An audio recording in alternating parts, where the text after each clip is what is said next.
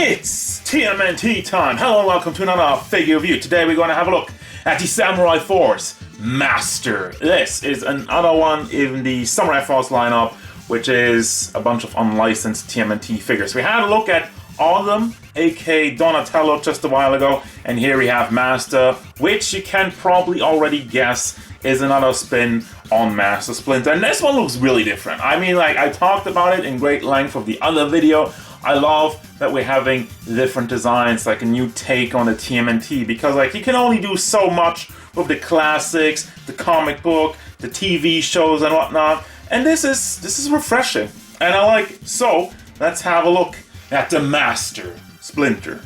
Size of the rat, he's a little bit hunched over, but that's kind of like the nature of his pose. He stands about, let's see, 4.5 inches almost, and 40 centimeters. That goes up to little, like pretty much 11 centimeters. Size comparisons. Here's Jolter, the SH Figure Art Son Goku, the original Vintage Splinter, 2012 Splinter, the NECA movie one, Super 7 Splinter, and Darkseid. Oh, look in detail.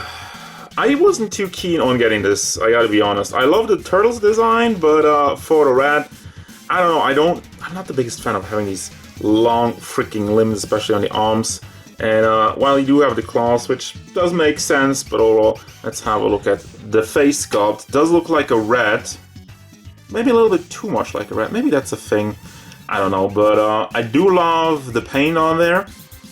It does look a lot gray, it does look a lot older, and you also have a lot of wrinkles in the face and whatnot. So, you know, it definitely brings the old Master vibe with it. Also has a little bun on the top, and we have some more joints in the neck area. And as you can tell, we do have a cloth outfit, which is really cool about the entire line. We do have always some cloth pieces, and for Splinter, it makes a lot of sense that you make his entire robe just a cloth. I'm not really too sure about the color, but you know, it's their vision of Splinter, and I don't hate it, I just don't love it either. Regardless of that, back to the figure at hand. Have some more of the beautiful paint job on the fur and also the bandages on his forearm. Have a lot of a dirt effect going on. Have a rope which wraps around his belt, and also have something to put your swords in.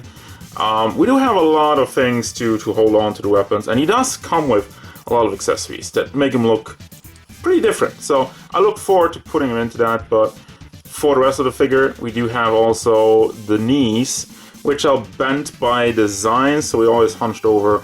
As I mentioned, that's just kind of like the pose of the character, which again, I'm not opposed to it. It's just, it has some weird parts that come with it. We do have the brown pants, has a lot of shading on it, also the claws, and then the tail in the back is also very freaking long. It's connected via a very small ball joint. You don't really have that much room to move it around, and it loves to disconnect. Well, hasn't in a while, but getting it in, I had a lot of trouble. You can pose the tail, you can move it into any direction you want, but again, I don't know, I feel like it stands out a little bit weirdly and it's a little bit too long, but I mean, overall execution is very nicely done, as I've had with the line so far.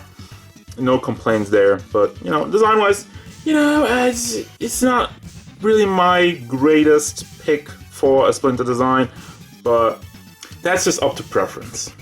For articulation, the hat is on a ball and it's very stiff, but we do have a little bit of back and forth motion. Side to side is actually quite nice on here, and we also can swivel it all the way around. And then you have another joint at the neck, so you combine these two. Forward motion, it's quite nice. Backward motion, it's alright. Let me see if I can get a little bit more of a harder grip on it, on a tighter grip, and you can also swivel this one around. So then for the shoulders, you do have a simple hinge in there. Let me move the gi out of the way a little bit. So you can move that up, again, give it a good push, moves up and down, and can be swiveled all the way around. We do have a bicep swivel, didn't have that on the Turtles. And then we have a double hinged elbow, goes up pretty much all the way. It's a little bit blocked by all the plastic on. Do not have a forearm swivel, I believe. No, would have been an opportunity to put one there. And then for the hand, it's just on a hinge, so you can bring that up quite nicely and also swivel it around. For the entire chest area, It's kind of hard to really find the points of articulation because of the gi, obviously, because of his outfit. But you can bring this back and forth. Does tilt side to side just a little bit, and you could bring it all the way around, but obviously you're gonna rip the clothes if you pull it too far. So be careful with that. And then on the lower half for the hips, I think that's just on a swivel. If I can have a look at that, we can get in there. We do have the belt. Yeah, there's the swivel part. Can bring that side to side, pretty much all the way around. And then for the tail, I mean, I talked about it. It's on a small ball joint. So you can bring this up, down. Let me display that. Actually doesn't disconnect anymore. That's kind of nice. I guess it's settled in finally. Can also swivel it. And yeah, the tail is articulated. It is on a wire. And then for the legs, bring those forward. And also to the back. And move it out. Let me give this a good push as well. This is as much as you can get. It's quite blocked with the entire pants in there. As you can tell, it is on a ball joint down. On the socket, and then you have the knee is just a hinge. You can bring that up and down. You can also swivel it, so you have a little bit more posability with that. And the foot is kind of weird because we don't have anything going on at the ankle itself. We only have a hinge that you can swivel on his toes. Well, front part, well, the half of the foot, basically. And again, this one, I don't know, I'm not getting much out of it. Maybe this one is a little bit more cooperative, but I don't think it's really great. It does move up, doesn't really move down, and you can also swivel it. So stability is a bit of an issue with this guy, but you can use the tail to keep him stable. For accessories, we do have a quite interesting selection, but let me start off with the hands. You have the bigger open, well, more like claws, and then smaller ones to hold on to your staff or your swords. And then you also have these ones, which more for posing, but you probably could jam some weapons in there if you fancy that. And then we do have two swords, two small swords with a simple brown handle, all like very nicely painted as usual. I just like, they really go the extra mile with the shading on just about everything, so I appreciate that. We have this big scroll, which, let me actually unwrap that real quick, I haven't done that. We do have some nice drawings on there of different poses and ninjas and whatnot.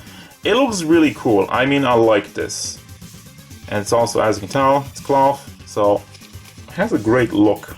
I mean, if this would just be plastic, it wouldn't be so nice. It's kind of so burnt at the tips. Well, at the one tip. And then also, it's very nicely molded on both sides. And obviously, paint job, exquisite. We have this thing, which you can just strap to his back, hold on to the scroll, hold on to, I think, the ooze canister. Let's see, can you also put the staff in there? No, staff is too small. So it is for the ooze canister. This is a little bit rubbery. So I hope it won't be a problem getting that on his back. But also very nicely molded. It's kind of like a talisman in the middle over there. Really cool looking. We have an ooze canister, and I really like what they did with that. From what I can tell, it's just like a white tube in there, and then they made like a see-through plastic tube over it and painted the sides of it in a little bit of a green, and the rest of it. It looks a lot more old school. You know, it doesn't look like a modern ooze canister. It looks like a feudal Japan. A feudal Japan had ooze canisters. That's what I would imagine this looks like, and that's cool. Also, you can open it over here, so you can slide it into what we just had, to his backpack, or whatever I want to call this. And then we have some shoulder pads with a magnet in the back. I haven't tried this out yet. I will in just a second, and I will tell you how well or not it holds on to it. But just like the rest of it, it's very nicely molded, very nicely painted. We do have some spots over there where the paint doesn't really line up, but do have the same symbol which we had on this piece, I think. No, it's a different symbol. And then finally, we do have the hat, which once again has a magnet, which I find a bit excessive. You do have the bun on the hat. I really expected them to just put a hole in there, put a peg hole in there to just connect it to the bun. But again, the paint on it is exquisite. It looks beautiful. It's a lot darker on the sides and has a little bit of holes so you can see through it. But yeah, there we go. Let's put them in it and show you the full package. And here we got it. A couple of things to note. First and foremost, I don't like how the scabbards are just dangling off over here. Would have preferred to have a plastic connection to that. Also, one of the scabbards likes to fall out, so that's the thing. The swords hold in nicely, but the scabbard itself kind of wibbly wobbly. Shoulder pads, very tight connection actually on the back. It's kind of hard to even lift that, but it's still somewhat wobbly, but I guess that helps with the articulation so it doesn't get in the way. Holds onto it quite nicely. Same for the hat, but look at this. That's what I'm saying. You have this big magnet which is stuck to his hat. It stays on there very nicely, actually very tightly, but the way it just kind of rests on his hat a little bit too far from the face, I'm not the biggest fan of it. As I was saying, I would have preferred to have a better connection on that. And then on the back we have the use canister and the scroll. All that fits in there very nicely, and I like this look. Probably not going to use the hat because it stands out so goofily, but everything else, it's cool. I like it. Cool additions. Final thoughts! I wasn't too keen on this figure when I got it, but it's starting to grow on me. So first and foremost, as the Samurai Force lineup, this is a different design. This is a lot darker, a lot more serious, a lot more kind of realistic, but it's always hard to say realistic when you're talking about mutant turtles and rats, right?